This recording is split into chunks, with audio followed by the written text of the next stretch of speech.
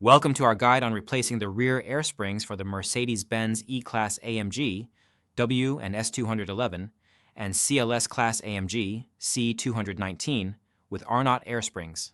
This video will walk you through the essential steps to ensure a smooth and safe installation process.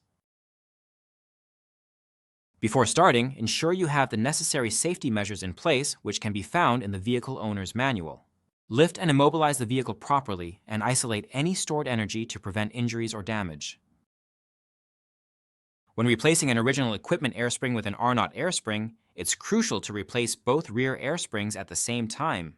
This prevents height discrepancies due to the vehicle's ride height sensor adjusting for different pressures.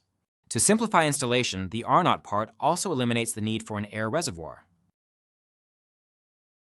Begin by setting the steering to straight ahead and raising the vehicle.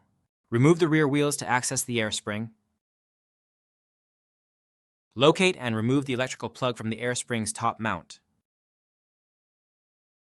Then, use a suitable method to remove the airline from the air spring's top mount. Next, loosen and remove the lower shock mounting nut and bolt to proceed with the disassembly. Loosen and remove the rear control arm nut and bolt.